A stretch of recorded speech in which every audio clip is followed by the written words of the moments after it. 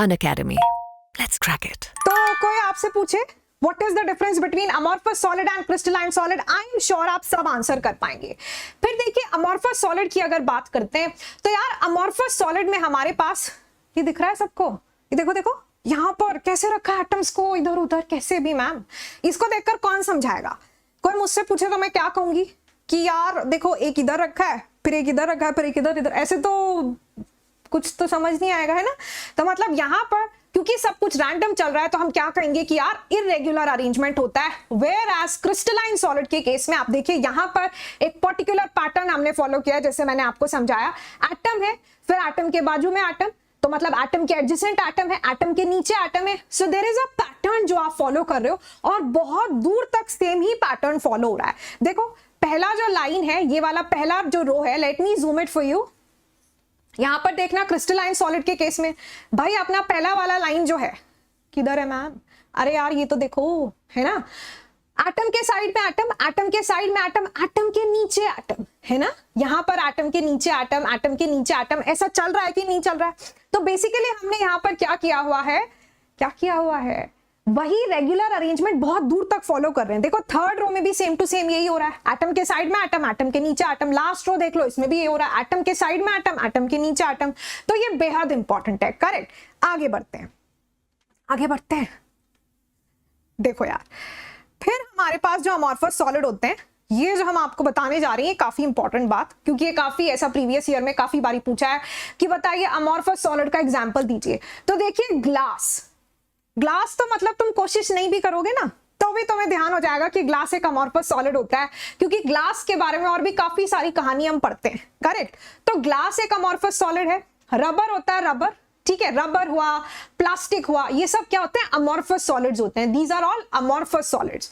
वहीं अगर हम बात करते हैं क्रिस्टलाइन सॉलिड की, तो यार ये तो नाम से क्या कह रहा है, क्रिस्टलाइन, मतलब ऐसा कुछ क्रिस्टल टाइप का दिखता होगा, है ना। तो आपको जो देखने से क्रिस्टल्स दिखते हैं, जैसे कि नमक होता है, नमक, है ना, NaCl, सोडियम क्लोराइड, वो क्या है?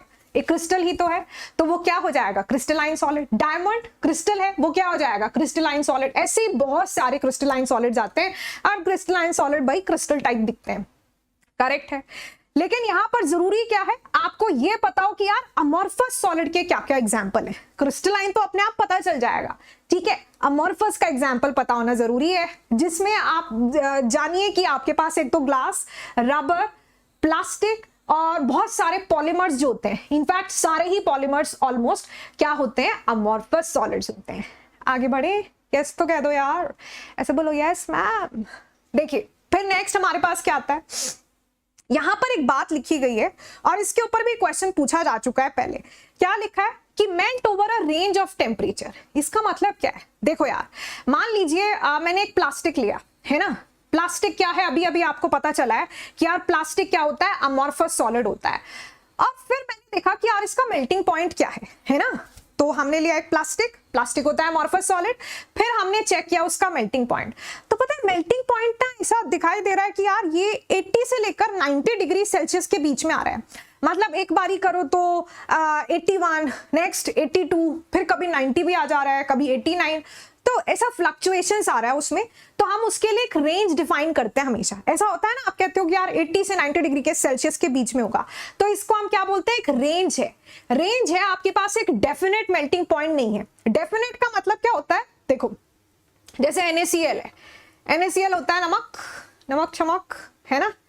अब नमक क्या होता है? क्रिस्टल मैम, तो क्रिस्टल क्रिस्टलाइन सॉलिड हुआ ये, करेक्ट है। अब यार इसका मेल्टिंग पॉइंट जब हम देखने जाते हैं तो पूरा डेफिनेट मेल्टिंग पॉइंट आपके पास आता है क्लोज टू 805 डिग्री सेल्सियस, मतलब एग्जैक्टली 805 डिग्री सेल्सियस पर मेल्ट करेगा। समझ रहे हो? थोड़ा ऐसा समझ आया ना आपको? फील हुआ कि नहीं कि देखो यार ऐसा होने वाला है। यहां पर एग्जैक्टली जैसे ही 805 डिग्री सेल्सियस आपका रीच हो जाएगा, मेल्ट, कौन? सोडियम क्लोराइड आपका मेल्ट कर जाएगा। लेकिन अगर आप बात करते हो अमॉर्फस सॉलिड्स के केस में, तो भाई वहां पर ऐसा नहीं होता। वहां पर आपके पास रेंज होती है कि 80 से 90 डिग्री सेल्सियस के बीच में होगा। हम नहीं बता सकते कि 82 होगा, 90 होगा, नहीं, हमें नहीं पता, ठीक है। तो इसको बोलते हैं range, and this is the difference between amorphous solid and crystalline solid. Amorphous solid की बात करते हैं तो ये हमेशा एक range, it melts over a range of temperature. समझ रहे हैं आप? ये एक रेंज ऑफ टेम्परेचर पर मेल्ट करता है, वेयर एज हमारा जो क्रिस्टलाइन सॉलिड्स होते हैं उनका शार्प मेल्टिंग पॉइंट होता है। ठीक है यार, जल्दी से मेरे को बहुत सारे थम्स अप दिखने चाहिए इधर चैट सेक्शन में अगर आपको ये शार्प और रेंज का डिफरेंस क्लियर है। अगर आप समझ पाए हैं कि क्रिस्टलाइन सॉलिड अमॉर्फस सॉलिड के बीच में मेल्टिंग पॉइंट का कैसा वेरिएशन आता है, तो प्लीज थोड़ा उस बात का इजहार कीजिए, बताइए कि यस मैम अंडरस्टूड, है ना। चलो यार, एंड इसी के साथ आई कैन सी हमारी क्लास में ऐसा बहुत सारे स्टूडेंट्स हैं। Make sure each one of you has hit the like button, है ना यार, ऐसा कंजूसी नहीं करना इसमें, है ना। पहला सेशन है और पहली बार तो खैर आप नहीं देख रहे होंगे आकांक्षा मैम को, पर कोई बात नहीं, कर दो लाइक, है ना, पूरा प्यार मिलना चाहिए सेशन को, वैसे भी अच्छा टॉपिक है। आगे बढ़ते हैं। फिर इसके बाद देखिए जितने आपके अमॉर्फस सॉलिड्स होते हैं, है ना, अमॉर्फस सॉलिड्स क्या कहलाते हैं, सूडो या फिर सुपर कूल लिक्विड कहलाते हैं। अच्छा चलो इस पॉइंट पर जरा बाद में आएंगे, पहले क्रिस्टलाइन सॉलिड की बात कर। देखो कितना प्यारा क्रिस्टल दिख रहा है आपको, है ना, एकदम ब्यूटीफुल टाइप्स। तो ये जो ब्यूटीफुल टाइप्स दिख रहा है आपको, ये होता है क्वार्ट्ज। बहुत इंपॉर्टेंट, आगे तक आपको ध्यान रखना है। क्वार्ट्ज एक क्रिस्टलाइन सॉलिड है। क्वार्ट्ज का क्रिस्टल आपको यहाँ पर ये दिख रहा है। देखो यार, देखने से ही पता चल रहा है क्रिस्टल है ना, क्रिस्टल है, डेफिनेटली क्रिस्टलाइन सॉलिड ही होगा। ठीक है यार, आपके पास ये जो क्रिस्टलाइन सॉलिड्स होते हैं ना, ये पक्के सॉलिड होते हैं, ऑब्वियसली कोई शक नहीं है इनके सॉलिड होने में, तो इनको हम क्या कहते हैं, ट्रू सॉलिड कहते हैं। ठीक है, फिर इसके बाद आपके पास जो अमॉर्फस सॉलिड्स होते हैं, है ना, जो हमारे अमॉर्फस सॉलिड्स होते हैं उनको हम क्या कहते हैं, सूडो और सुपरकूल लिक्विड। सूडो का मतलब किस किस को पता है, come on raise your hand, थोड़ा देखें आपकी शक्ल, कौन कौन जानता है सूडो क्या होता है। देखो यार, सूडो का मतलब होता है फॉल्स, जो है नहीं पर दिख रहा है ना। तो सूडो के आगे क्या लिखा है, लिक्विड, या फिर सूडो सॉलिड आप इसको बोल सकते हो। पता है क्या होता है, जितने अमॉर्फस सॉलिड्स होते हैं उनको सूडो सॉलिड या फिर सुपरकूल लिक्विड कहा जाता है। उसके पीछे रीजन क्या है वो मैं आपको समझाती हूँ। जितनी भी ओल्ड बिल्डिंग्स होती हैं, अरे भाई पुरानी बिल्डिंग्स, उनका कभी आप ऐसा विंडो को एक बारी देखिएगा, विंडो होते हैं ना, विंडो पैनल्स होते हैं, तो उसमें जो ग्लास लगा होता है ना, ग्लास, बहुत पुरानी जो बिल्डिंग्स होती हैं उसको कभी ठीक से ऑब्जर्व करना, आपको देखने के लिए मिलेगा कि वो जो ग्लास है ना, ऊपर से तो पतला होता है, ठीक है, और नीचे आते आते ऐसा बॉटम तक आते आते थिक होती है, उसकी बॉटम एजेस कैसी होती है, थिक हो जाती हैं। समझ रहे हो ना बात को, क्या कह रही है आपकी आकांक्षा मैम। देखो यार, ऊपर से तो पतला होता है ग्लास और नीचे आते आते ऐसा थिक होने लगता है, यहां से एजेस से फ्रॉम दी बॉटम थिक हो जाता है।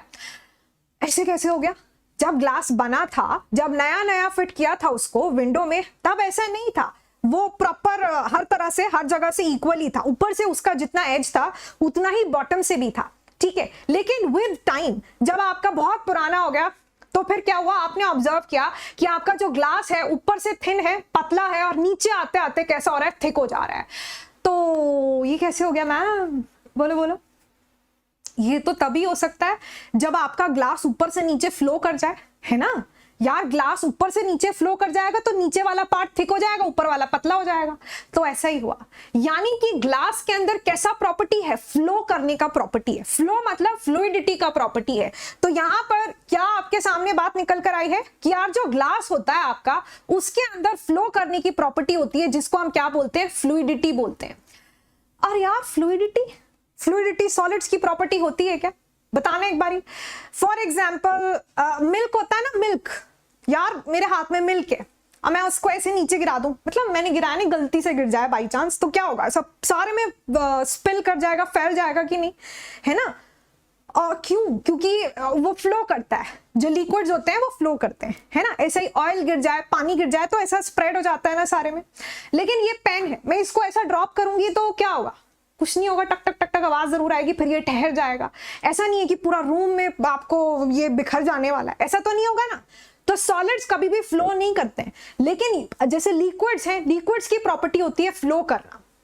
तो यार इसने तो वैसी वाली प्रॉपर्टी दिखाई है कुछ, है ना, ये तो लिक्विड टाइप की प्रॉपर्टी हुई कि नहीं हुई।